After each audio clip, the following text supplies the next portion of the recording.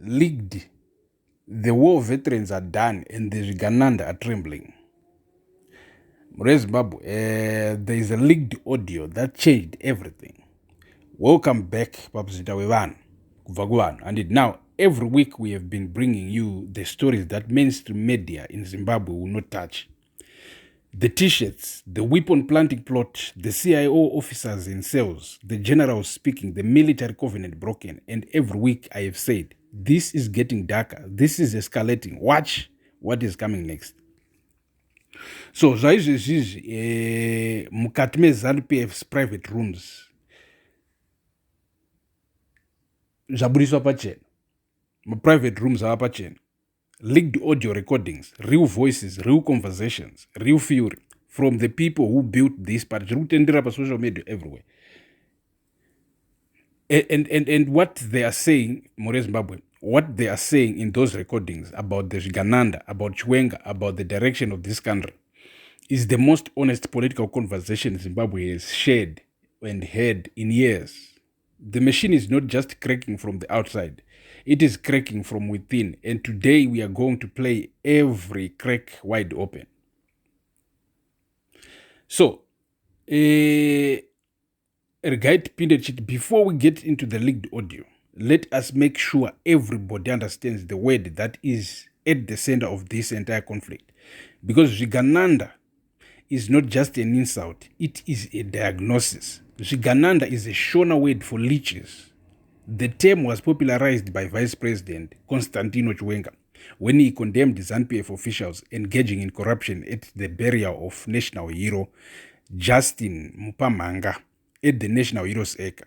Leeches, Zimbabwe, at a hero's burial, said by the men who planned the 2017 coup in front of the entire nation about people inside his own party. Opposition.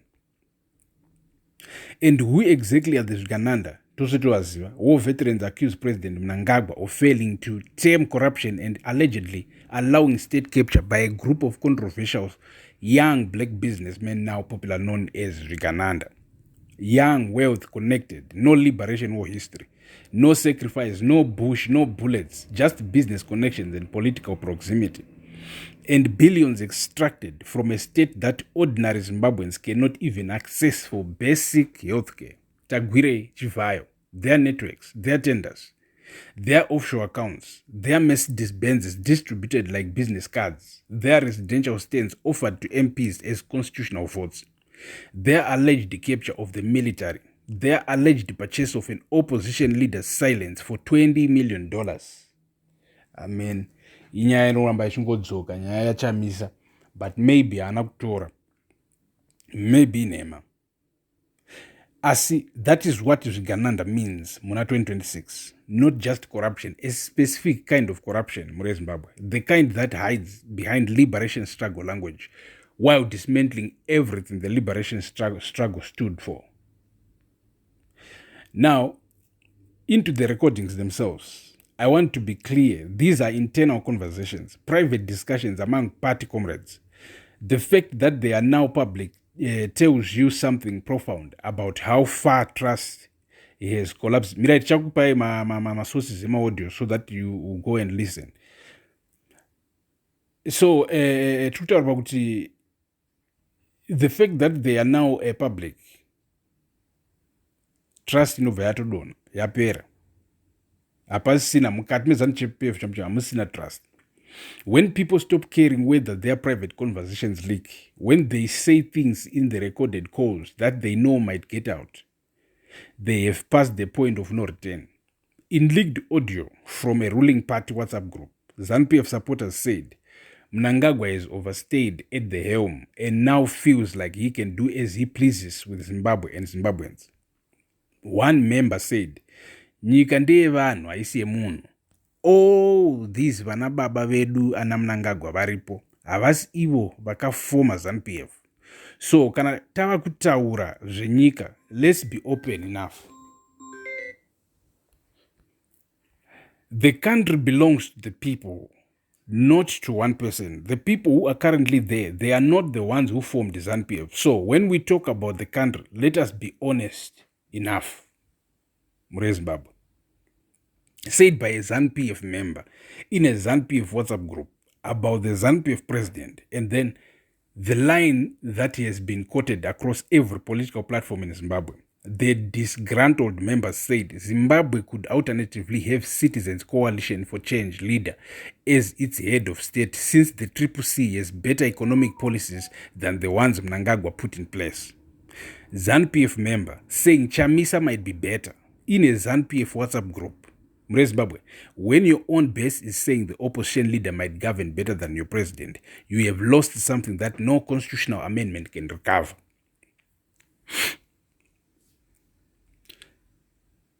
And then the leak that is the security establishment in genuine turmoil, the recording involving Themba Mliswa, and what he allegedly said about Tagwire's relationship with the Zimbabwe Defense Forces. In the leaked audio, Mliswa assessed that Tagwire, a businessman with close ties to Mnangagwa and often described as the ruling party's biggest financier, he has become the central figure in securing the loyalty of the Zimbabwe Defense Forces. Read that carefully. Listen to that carefully, Zimbabwe. A private businessman securing the loyalty of the Zimbabwe Defense Forces, not through patriotism, not through constitutional authority, through money, through the same mechanism that bought MPs and gave musicians Mercedes-Benzes and offered War Veterans Association leaders positions and influence. Independent, Zimbabwe, independent political commentator Tendai Moyo said the idea that the military could be captured by a businessman is deeply troubling. It would mean decisions of national security are being shaped by private financial interests rather than the constitution. National security shaped by private financial interests. Think about what that means practically. If Tagwire's money has penetrated the loyalty structure of the Zimbabwe Defense Forces, then the military's chain of command is no longer a constitutional chain. It is a financial chain, and whoever controls Tagwire controls, or at least significantly influences, the armed forces. Zimbabwe, triple pamzinda wavanhu. Outspoken war veteran Blessed Geza, vachiri vapenyu, previously alleged that Mliswa was working at the behest of Mnangagwa and Tagwire to weaken Chiwenga's succession ambitions. Mliswa, the man being paid to lead the anti-Chiwenga campaign, according to another leaked call. In a leaked phone call recording, businessman Agrippa Masiakurima claimed that Mliswa was given money to lead the anti-Chiwenga campaign, which Mliswa did not deny during the call. He did not deny it on a recorded call that is now public. The man leading the campaign to call Chiwenga a traitor for quoting scripture was allegedly paid to do it, and when confronted on a recorded call, did not deny being paid. Zimbabwe, this is not factionalism anymore. This is a fully monetized political operation. Every attack, every march, every resignation demand, every t-shirt, every platform appearance by every political operative calling for Chiwenga's head, all of it allegedly connected to the same financial network, the same Zvigananda cartel that Chiwenga stood at the Heroes Acre and named in front of the whole nation. Now, Zimbabwe, here is the angle that explains something that has puzzled many observers. Why did Chiwenga turn so aggressively against the Zvigananda specifically? Why now? Why Tagwire and Chivayo specifically? Relations reportedly sourced when Chivayo defaulted on further payments, including $450,000 for apartments for Chiwenga's children. Analysts believe this fallout partly explains why Chiwenga turned his guns on the businessman. $450,000 for apartments for the children of the vice president, promised by Wikno Chivayo and not paid. Now, Zimbabwe, I want to be clear. This does not make Chiwenga a saint. This does not make his anti-corruption crusade purely idealistic. One political scientist said, this is not a fight for transparency. It is a fight for over unpaid debts and political betrayal. And that analysis is honest and important. Chiwenga has complicated motivations. His hands are not clean. He has his own history, his own accumulation, his own networks, his own relationships with power and money that go back decades. But here's the thing, Zimbabwe. Sometimes the right action happens for the wrong reasons. Sometimes a man exposes corruption because he was personally betrayed by the corrupt, and the exposure is still real. The documents Chiwenga submitted to Mnangagwa, the dossier naming Tagwire and Chivayo and Sakupkanya and Nguwaya, those names are real. Those allegations are real. The billions being siphoned from the Zimbabwean state are real, regardless of whether Chiwenga is motivated by principle or by a $450,000 unpaid debt. The receipts he is presenting are devastating. Zimbabwe. Triple. ZANU-PF has degenerated into a cartel of competing thieves. The liberation legacy has been sold to the highest bidder, and now they are fighting over the loot. An opposition MP said that, and family, for once, it is very hard to argue with the opposition. Now, let us talk about the other explosive element in these leaked recordings, the credentials war. Because inside ZANU-PF right now, there is a vicious, personal, deeply emotional battle over who has the right to speak about the liberation struggle. And it is tearing the party apart at its most fundamental level. Mutsvangwa claimed Chiwenga was a useless busybody in Tanzania, only joining the war effort in late 1977 and leading high school dropouts instead of intellectuals like himself. Mutsvangwa, the man who for months was the loudest voice for 2030, calling Chiwenga a useless busybody in a leaked audio about the liberation war, the same liberation war that both men claim is their source of political legitimacy. And the response to suggest that Chiwenga was sidelined due to illiteracy is both ignorant and dishonest. Chiwenga holds a PhD in ethics, a peer-reviewed thesis completed over 4 years at an accredited South African university. By 1997, he was already a 3-star general, a PhD in ethics, a 3-star general by 1997.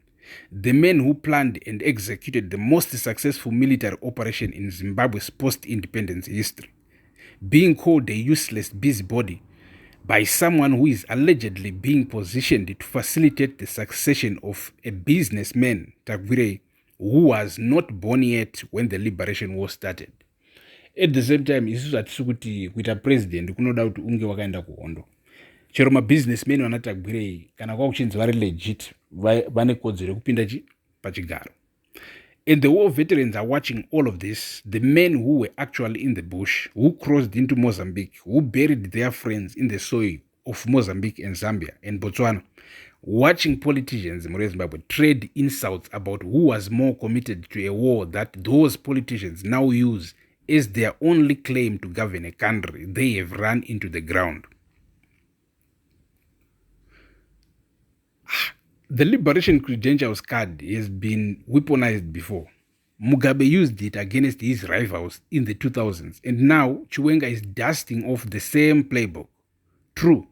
And the veterans in those leaked recordings, the veterans in those leaked recordings, Zimbabwe, know it. They are not naive about Chiwenga's motivations, but they are making a calculation between a man with liberation credentials and a PhD in ethics who was betrayed by a cartel, and a cartel that has never sacrificed anything for Zimbabwe except the public resources they have accumulated. Zimbabwe, let us connect this to the timeline that makes everything urgent. The 2027 ZANU-PF elective Congress, the moment when the party chooses its next leader and presidential candidate for 2028. ZANU-PF holds its elective Congress in 2027 to choose the party's next leader and presidential candidate in the 2028 elections. A faction loyal to Mnangagwa is, however, pushing for the postponement of the 2028 elections to 2030. So, the 2027 Congress is the real battleground. CAB 3 is about getting to that Congress with enough constitutional cover to prevent Chiwenga from being the candidate. The term extension, the parliamentary selection of the president, the abolition of direct elections, all of it is designed to make the 2027 Congress irrelevant, to make the party membership's voice irrelevant, to make your voice irrelevant. And the war veterans in those leaked recordings understand that. They are talking about the Congress, about the legal procedures or lack thereof being used to secure leadership positions, about the trap that has been set for the party's own grassroots members who think they will have a say in 2027. Because if CAB 3 passes, if the president is chosen by parliament rather than by the people, then the Congress does not pick the next president. The parliament does. And parliament is where the Chivayo envelopes and the Tagwire stands and the MPs' vehicles have been doing their work. The grassroots ZANU-PF member who has been loyal for 30 years, who votes at the Congress, who campaigns in the villages, who mobilizes in the provinces, they are being cut out of the decision permanently. So, zvakashatra opposition, zvakashatra even ZANU-PF pachayo, inonzi power grab. That is what those voices in the leaked audio are angry about.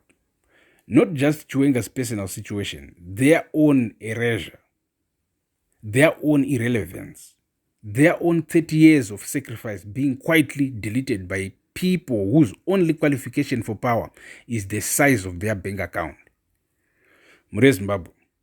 Biology teaches us something. Biology teaches us something about leeches, about what happens when they feed without restraint on a host that is weakening. The host gets weaker and weaker until one day the host or the organisms inside the host, whose job is to protect it, decides enough. And the leeches are removed, not always gently. ZANU-PF is heading towards this 2027 elective Congress deeply divided, with Mnangagwa clinging to power and Chiwenga sharpening his knives. The outcome could range from another palace coup to prolonged paralysis. What is certain is that the Liberation Party is no longer driven by ideology, but by patronage. Another palace coup or prolonged paralysis, those are the two futures being offered to Zimbabwe right now. And neither of them is the national reset that the academics and lawyers are calling for. Neither of them is the proportional representation and inclusive dialogue that could actually break the cycle. Because here's the truth, that the leaked audio, the war veteran statements, the CIO officers in the cells, the broken military covenant, and 16 scripts of research on this channel have been building toward. Zimbabwe's crisis is not really about Mnangagwa versus Chiwenga. It is not really about 2030 versus 2028. It is not really about CAB 3 or the King Hezekiah Sermon or a Mercedes-Benz given to a musician with an anti-GBV caption. Excuse. It is about whether Zimbabwe can find a way, any way, to build institutions that outlast the individuals fighting over them. That saved the vendor in Mbare and the teacher in Mtare and the war veteran in Matebeleland who crossed into Mozambique at 19 years old and never got the Zimbabwe they were promised. The leaked audio is evidence of a system consuming itself, the Zvigananda feeding on the host, the veterans furious, the generals speaking, the CIO fracturing, the constitution being bent, and somewhere in all of that noise, millions of ordinary Zimbabweans just trying to live, just trying to make it to the end of the month, just trying to afford the bread that Mnangagwa promised would be cheaper than Chamisa could deliver. The leeches are trembling, family. They are trembling because the host is waking up, and the people who built Zimbabwe with their hands and their blood and their sacrifice, they are done being quiet. Drop your thoughts in this. Is this the moment ZANU-PF finally divorces itself completely? And what comes after? Is Zimbabwe ready for what follows? Share this video because every voice counts. And right now, the voices inside those leaked recordings are telling us something that the whole world needs to hear. This is your boy, Pamzinda Weban, fearless, always pro-democracy. And link to the video, my audio, is in the description. Thank you for watching. Pro-democracy forever. Peace.